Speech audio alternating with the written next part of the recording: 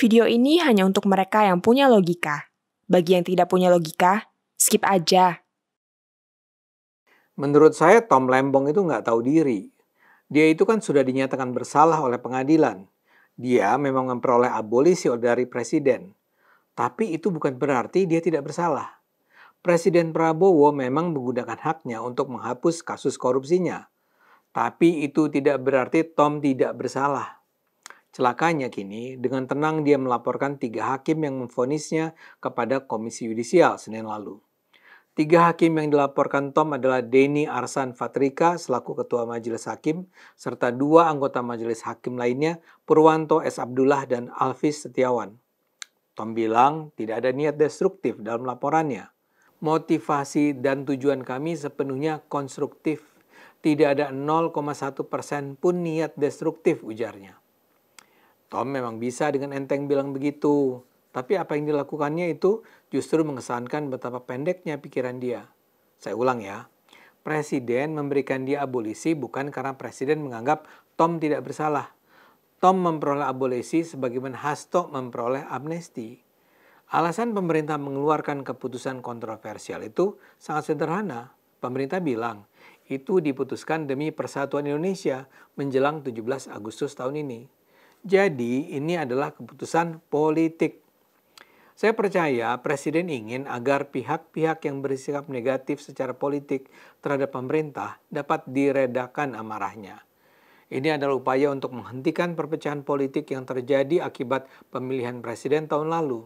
Hasto diberi ampunan untuk menetralisasi kemarahan PDIP yang di Pilpres mengajukan Ganjar. Dan Tom dihapuskan hukumannya untuk menenteramkan Anies Baswedan yang adalah bosnya Tom. Jadi tujuan presiden itu simple. Dia berharap sesudah abolisi dan amnesti ini, Indonesia bisa lebih tentram. Dalam hal ini, sikap Hasto terpaksa harus dipuji, setidaknya sejauh ini. Setelah dia keluar dari tahanan, dia tidak beraksi macam-macam. Dia nampak berkurung diri. Dia juga tidak langsung diangkat kembali jadi sekjen PDIP. Jadi paling tidak sejauh ini dia oke lah. Tom tapi malah bersikap sebaliknya. Dia memang kelihatan disambut oleh para aktivis muda yang selama ini dikenal atau mengklaim diri sebagai pejuang demokrasi. Bahkan sekarang sudah ada gerakan Anies Tom. Tapi itu masih lumayan lah. Yang paling bermasalah adalah yang tadi saya sebut. Dia melaporkan para hakim yang memvonisnya ke Komisi Yudisial.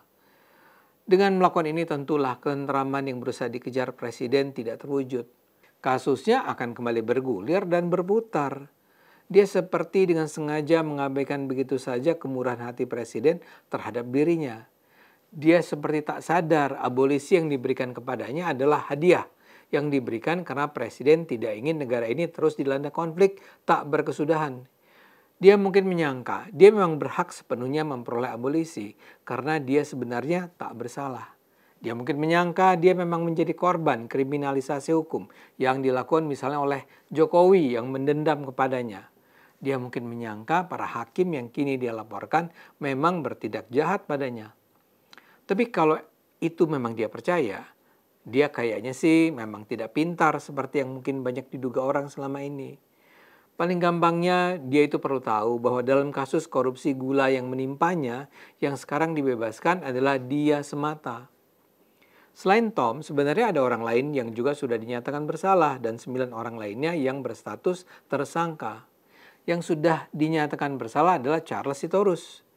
Di tahun 2015, Tom adalah Menteri Perdagangan dan Charles adalah Direktur Pengembangan Bisnis BUMN PPI periode 2015-2016. Saat itu mereka bekerja sama melakukan pengimporan gula yang kemudian dinyatakan sebagai tindak kejahatan yang merugikan negara, sehingga keduanya dituduh melakukan tindak korupsi.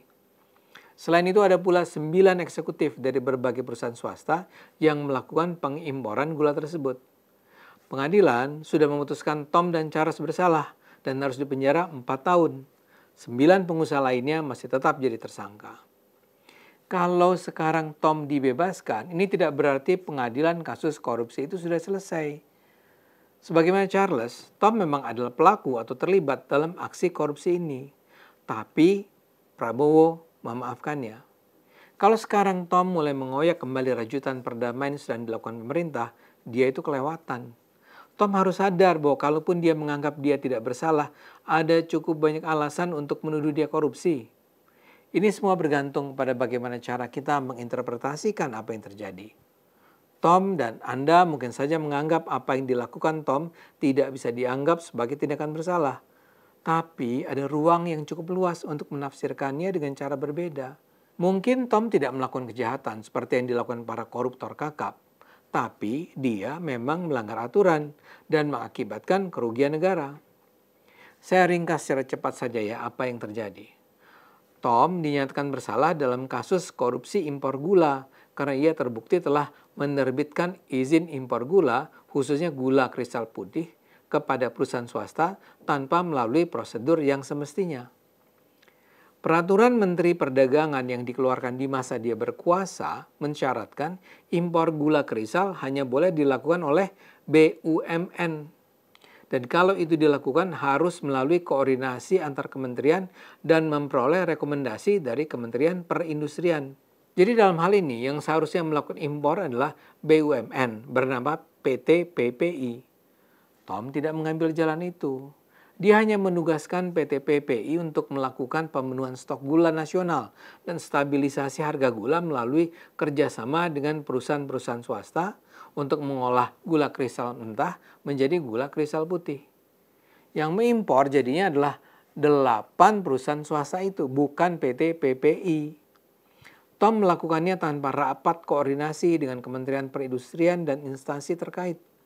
Dalam pengimporan tersebut, PT PPI mendapatkan fee dari 8 perusahaan swasta pengimpor itu.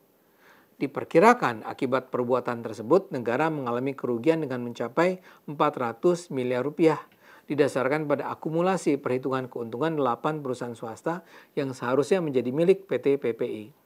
Lembong menolak tuduhan bahwa dia korupsi. Menurutnya, kebijakannya hanyalah merupakan upaya untuk menjaga stabilitas harga dan ketersediaan gula. Dia juga menekankan bahwa ia tidak menerima uang atau keuntungan apapun dari kebijakan impor gula yang dilakukannya. Menurutnya, keuntungan yang didapat oleh industri gula swasta adalah keuntungan korporasi, bukan keuntungan pribadi. Tom menyatakan dia tidak punya niat jahat.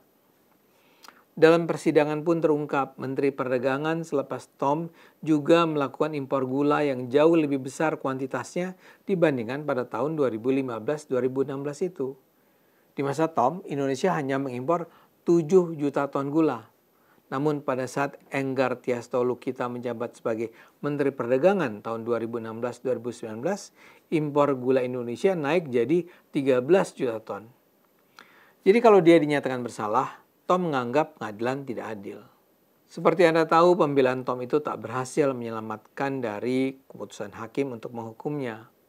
Tom tetap dianggap bersalah karena menyalahgunakan kewenangan sebagai Menteri Perdagangan dalam mengeluarkan izin impor secara tidak prosedural yang dianggap merugikan negara dan masyarakat. Karena itu menurut saya Tom tidak bisa dengan ringan menganggap dirinya tidak bersalah. Hakim menyatakan dia bersalah dan saya percaya apa yang ditetapkan hakim tidak mengada-ada. Tom sebenarnya mengajukan banding seusai vonis yang dijatuhkan padanya. Tapi itu menjadi tidak berarti sekarang karena datangnya abolisi yang menghapus semua proses hukum yang dia jalani. Dibebaskannya Tom sebenarnya sudah bisa mengakhiri pembicaraan tentang kasus ini. Tapi kalau sekarang Tom justru maju ke KY, ini kelihatannya akan memperpanjang cerita. Presiden sebenarnya sudah memberi dia hadiah agar dia bisa hidup bebas. Tapi Tom malah memanfaatkan kebebasannya untuk merusak suasana. Ayo gunakan akal sehat. Nah, hanya kalau kita gunakan akal sehat, Indonesia akan selamat.